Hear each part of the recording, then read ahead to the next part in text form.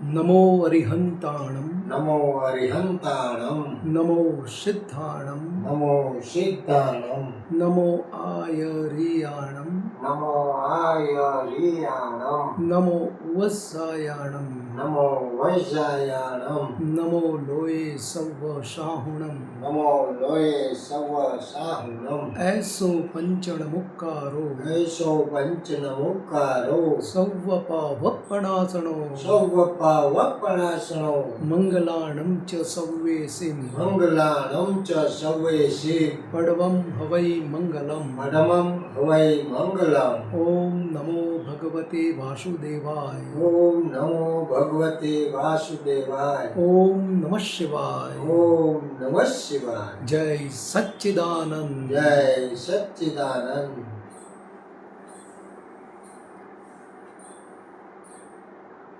પુણ્યાનું બંધી પુણ્યના ઉદય રૂપે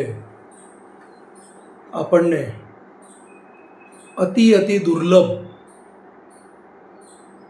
એવા દાદા ભગવાન અક્રમ વિજ્ઞાનના પ્રણેતા વાત્સલ્ય મૂર્તિ દાદા ભગવાન આપણને મળ્યા.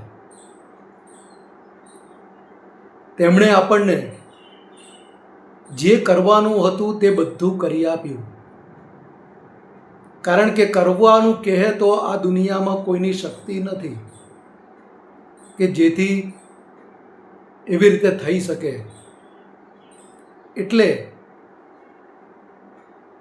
આ કાળમાં મન વચન કાયાનો એકાત્મ યોગ તૂટવાને કારણે અક્રમ વિજ્ઞાનનું પ્રાગટ્ય થયું. કારણ કે આપણા બધાની કેટલી બધી ભાવનાઓ હશે કેટલા જન્મોથી, ત્યારે આવું વિજ્ઞાન પ્રગટ થાય છે. વિજ્ઞાન એટલે કરવાનું રહેતું નથી કશું. કરવાનું હોત તો અત્યાર સુધી આપણું બધું થઈ ગયું હોત, પરંતુ એ થઈ શકે એમ નહોતું.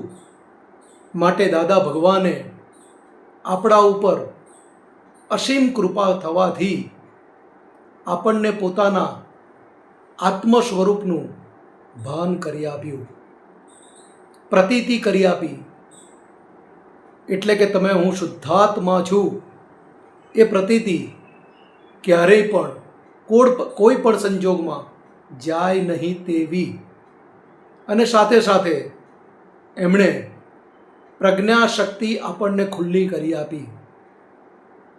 જગતમાં જે ચાલી રહી છે તે અજ્ઞાશક્તિ કહેવાય છે. તો અજ્ઞાશક્તિ એટલે શું કે ટોપ ઉપરની બુદ્ધિ કહેવાય.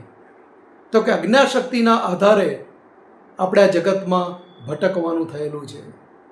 પરંતુ ભટકવાનું બંધ તો કરી આપ્યું છે, પરંતુ સાથે સાથે આપણી અંદર જે જૂના ડિસ્ચાર્જ કર્મો પડેલા છે અને એ ડિસ્ચાર્જ કર્મો પૂરા થવા માટે આ પ્રજ્ઞાશક્તિ આપણને જાગૃત કરી આપી છે કે દરેક સંજોગો વખતે તમને આ ચેતવશે.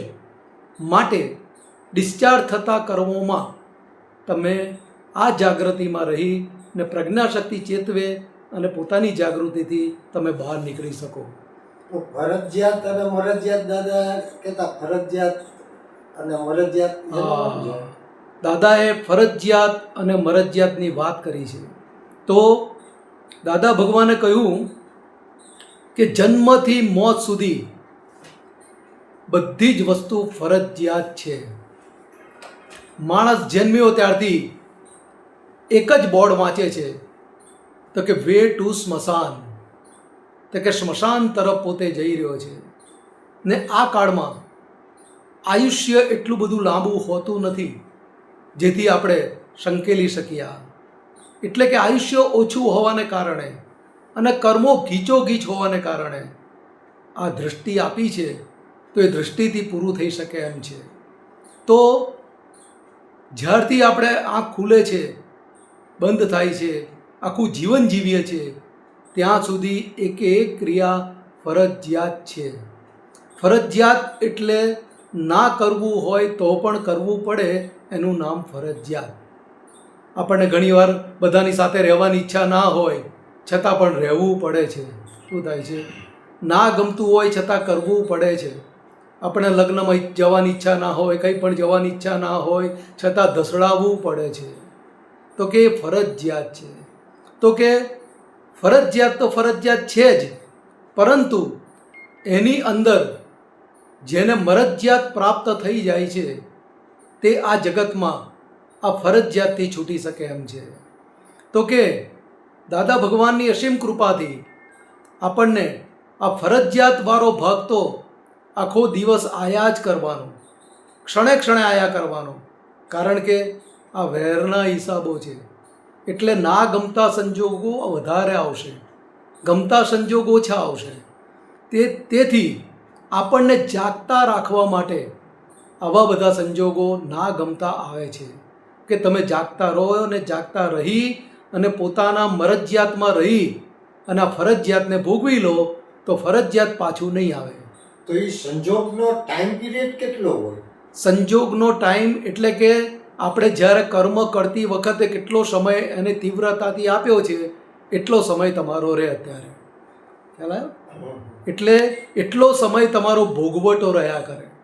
જેવી રીતે તમારો મિત્ર હોય એ તમને ગમતો હોય અને એક વ્યક્તિ જે તમને ના ગમતી હોય, તો કોની સાથે વધારે સમય આપશો તમે? ગમતા. તો ગમતા સાથે જેટલો સમય આપ્યો હોય, અંદર ગમ્યું હોય, જેટલું અંદર તીવ્રતાથી થયું હોય, ધારો કે અડધો કલાક થયું હોય એની સાથે, તો અડધો કલાક તમારે ભોગવટો આવે. એટલે ગમતાનો આવે ને ના ગમતાનો બંનેનો આવે, કારણ કે બંને સંજોગ છે.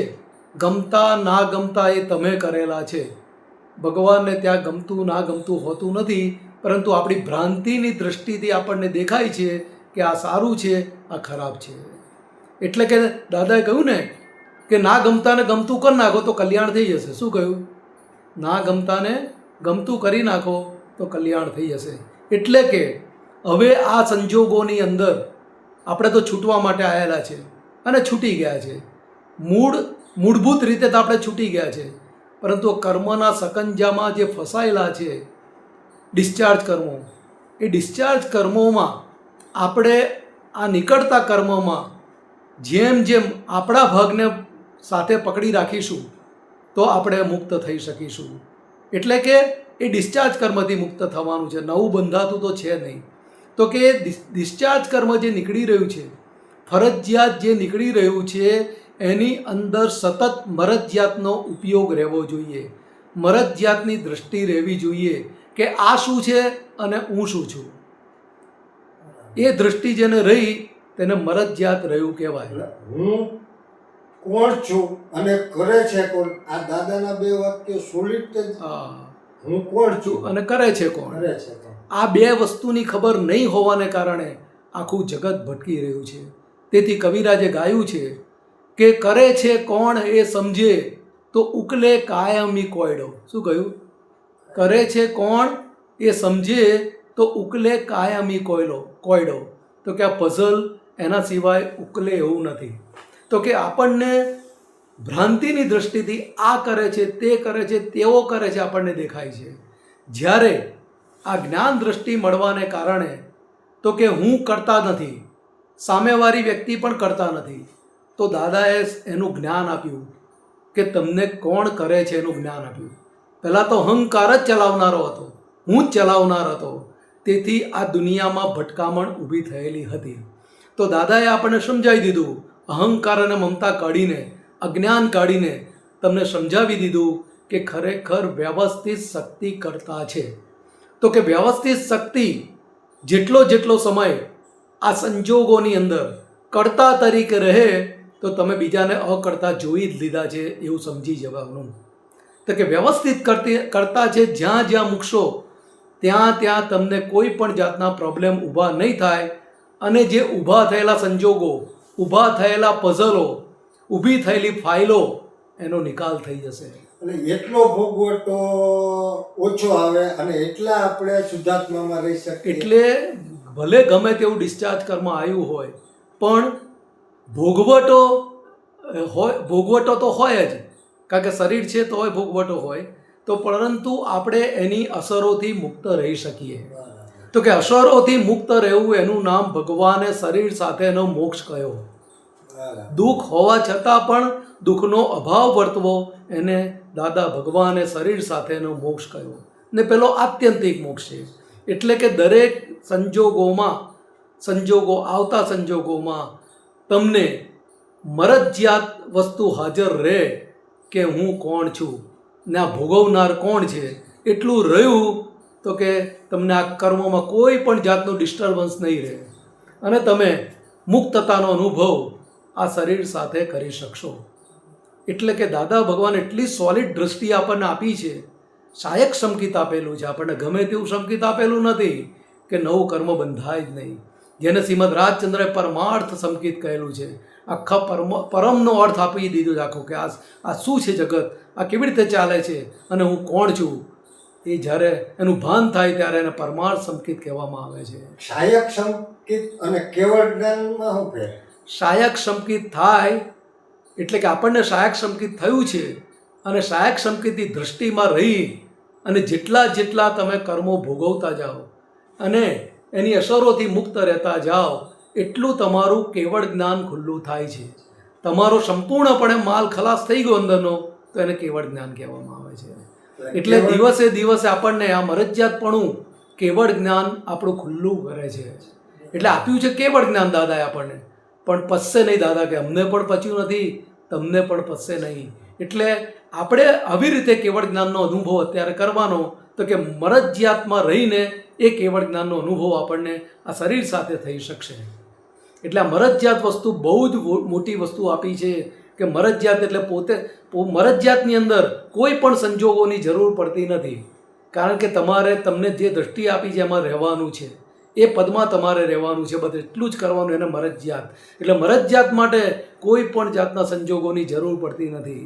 બાકી આ ફરજિયાતમાં બધા સંજોગો જ ભેગા થતા હોય છે. એટલે મરજિયાત આપણને રહ્યું તો આપણે મુક્ત જ છે એવું કહી શકાય. એટલે દાદાએ આ મુક્ત થવા માટેનો અને મુક્ત રહેવા માટે, મુક્ત તો કર્યા જ છે પણ મુક્તતા આપણને વર્તાય એના માટે દાદાએ ફરજિયાતમાં મરજિયાત કેવી રીતે રહેવું એ સોલિડમાં સોલિડ આપણને દાદા ભગવાને આપણું વિજ્ઞાન ખુલ્લું કરી આપ્યું છે. કારણ કે મરજિયાત એ તમારા હાથમાં છે, ફરજિયાત એ તમારા હાથમાં નથી. માટે ફરજિયાતમાં જો તમે મરજિયાત રીતે રહેતા થયા તો તમને જીવન જીવતા આવડી ગયું કહેવાય, અથવા તો જ્ઞાનીની દૃષ્ટિથી એમણે બતાવેલા માર્ગે તમે ચાલી રહ્યા છો એમ કહેવાય. એટલે કે આ 5 આજ્ઞાઓ પણ આપણને મરજિયાતનું ભાન કરાવે છે. એટલે કે મરજિયાત તમે શું છો એમાં તમને સ્થિર કરે છે કે આ જ તમારો ભાગ છે, બીજો તમારો ભાગ નથી. તમે અત્યારે તમારો જે ભાગ છે એમાં હાથ નાખતા નથી ને જે તમારો ભાગ નથી એમાં તમે હાથ નાખો છો એટલે તમને સફોકેશન થઈ જાય છે. એટલે કે સફોકેશન થવાને કારણે તમને લાગે છે કે જ્ઞાન હાજર રહેતું નથી, પરંતુ જ્ઞાન તો હાજર છે જ. પણ આ બોલવાથી તમારો કર્મનો ઉદય ફરી વળે છે કે જ્ઞાન હાજર રહેતું નથી.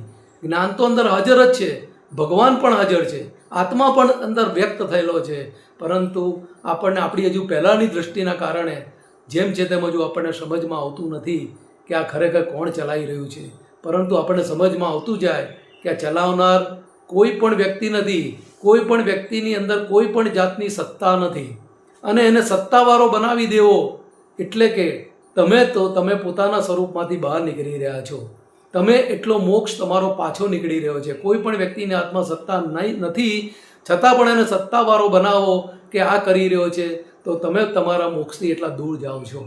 એટલા માટે આપણી કઈ સત્તા છે સમજી લેવાનું તો કે આપણી સત્તા કઈ છે તો મરજિયાતની સત્તા આપણી છે. બાકી કોઈ પણ જાતની સત્તા આ દુનિયામાં આપણા હાથમાં નથી. એટલે આ વિજ્ઞાન જગત નહીં સમજવાથી ભટકી રહ્યું છે, પરંતુ આ ભટકામણમાંથી બહાર નીકળવા માટે દાદાએ આપણને જે વિજ્ઞાન આપ્યું છે એ વિજ્ઞાનમાં નિરંતર રહીએ તો આપણે ક્ષણે ક્ષણે મુક્તિના વિજ્ઞાનનો અનુભવ કરી શકીએ એમ છે. કારણ કે આખું જગત દુઃખાનંદમાં છે ને આપણા મહાત્માઓ, દાદાના મહાત્માઓ એક સુખાનંદમાં છે, પરમાનંદમાં છે. સુખાનંદ બહુ નાની વસ્તુ છે પણ પરમાનંદમાં છે. એટલે કે પરમાનંદમાં રહેવું અને એ પદમાં રહેવું, અથવા તો એ પદ ના કહેવાય પણ એ પદમાં રહેવાથી એ સુખનો અનુભવ છે પરમાનંદ. એટલે પરમાનંદ આપણને જે પ્રાપ્ત થયો છે, જે ખુલ્લો થાય છે, એ પરમાનંદ આપણે આ મરજિયાતપણામાં, એ મરજિયાત ભાગમાં આપણે જેટલા રહેતા જઈશું એટલો પોતાનો આખો પરમાનંદ ખુલ્લો થશે. જય સચ્ચિદાનંદ. જય સચ્ચિદાનંદ.